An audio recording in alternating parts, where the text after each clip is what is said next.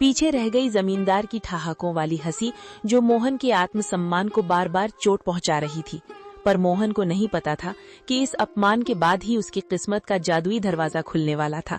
जमींदार ने मोहन को धक्के देकर निकाल दिया था। मोहन हताश होकर लौट रहा था, तभी झाड़ियों से कराहने की आवाज आई। अरे, ये नन्ही से चिड़िया, इसके पंख तो खून से सने हैं। कितना तड़प रही है ये। लगता है किसी बेरहम शिकारी का तीर इसकी रूह को छूकर गुजरा है। मोहन चिड़िया को हथेली पर उठाता है। चिड़िया कांप रही है। छोटी सी जान, तू क्यों रोती है? तेरा तो कोई घर भी नहीं जिसे जमींदार छीन ले। देख, मेरे पास तुझे खिलाने के लिए दाना तो नहीं है, पर ये पानी की आखिरी बूंदे तेरे नाम। मेरी प्यास से बड़ी तेरी जिंदगी है। मेरी धोती का ये टुकड़ा शायद तेरे घाव ना भर पाए, पर तेरी तड़प को थोड़ा आराम तो दे सकता है। मोहन अपनी फटी कमीज का कोना फाड़ता है और बड़ी कोमलता से चिड़िया की पट्टी करता है।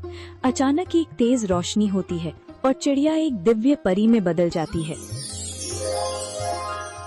मोहन, मैंने आज तक महलों में सोने के थाल में 56 भोग खाते हुए लोग देखे हैं, पर तुम्हारे जैसा अमीर दिल नहीं देखा।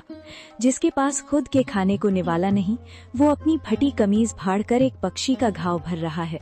तुम्हारी इस निस्वार्थ करुणा ने मुझे विवश कर दिया कि मैं तुम्हारी मदद करूं। आप कौन हैं देवी? मैं तो बस एक साधारण इंसान हूँ। मैं तुम्हारी परीक्षा थी मोहन।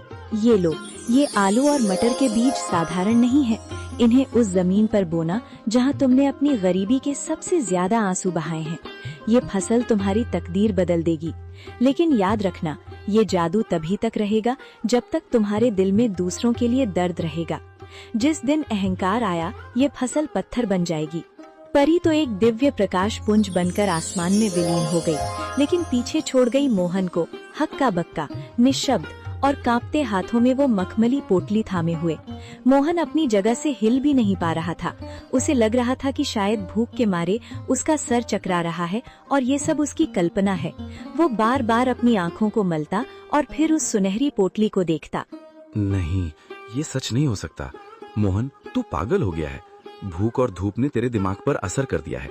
भला एक मामूली चिड़िया परी कैसे बन सकती है? और ये बीज, ये मखमली कपड़ा, क्या सच में इसमें मेरी किस्मत बंद है, या ये मेरी आखिरी उम्मीद का कोई क्रूर मजाक है? अगर मैंने ये बात घर पर बताई तो बिमला हंसेगी। माँ कहेगी कि बेटा होश खो बैठा है। पर ये पोटली, इसका स्पर्श कितना कोमल है, जैसे किसी ने रूह को सहला दिया हो। वो पगडंडी पर चलते हुए बार बार पीछे मुड़कर देखता, जैसे उसे उम्मीद हो कि वो चिड़िया फिर से कहीं चहकती हुई मिल जाएगी। उसके मन में डर और उम्मीद की एक जंग चल रही थी। पैर थक कर भारी हो रहे थे, पर दिल की धड़कनें किसी अनहोनी की आहट से तेज थीं। मोहन जैसे ही घर पहुंचा, उसने देखा कि दीपक आंगन में मिट्टी से खेल रहा है और बिमला चूल्हे के पास बैठी सूखी लकड़ियां बटोर रही है। मोहन का चेहरा उतरा हुआ था, पर आंखों में एक अजीब सी चमक थी। मोहन, आ गए तुम? क्या हुआ? जमींदार ने कुछ दिया? तुम्हारे हाथ खाली क्यों हैं? और तुम ऐसे कांप क्यों रहे हो, जैसे कोई डरावना सपना देख लिया हो? बिमला, माँ, जल्दी इधर आओ। आज जो हुआ, अगर मैं अपनी आंखों से न देखता तो कभी यकीन न करता। मैं पागल नहीं हुआ हूँ, पर आज कुदरत ने मुझसे बात की है। क्या हुआ बेटा? तू इतना घबराया हुआ क्यों है? शांत हो जा, पहले पानी पी। माँ, आज रास्ते में मैंने एक घायल चिड़िया की जान बचाई। उसे पानी पिलाया, अपनी कमीज फाड़कर उसकी पट्टी की, और फिर पलक झपकते ही वो चिड़िया एक नुमानी परी में बदल गई। उसने कहा कि वो मेरी परीक्षा ले रही थी। उसने मुझे ये बीज दिए हैं माँ। उसने कहा कि ये जादुई आलू और मटर हैं। अगर इन्हें सच्चे मन से बोया जाए तो ये हमारी तकदीर बदल देंगे। बिमला हैरानी और अविश्वास से, परी? मोहन, क्या कह रहे हो? कहीं भूख के मारे तुम्हारी तबीयत तो नहीं बिगड़ गई? इस जमाने में परियां कहाँ आती हैं?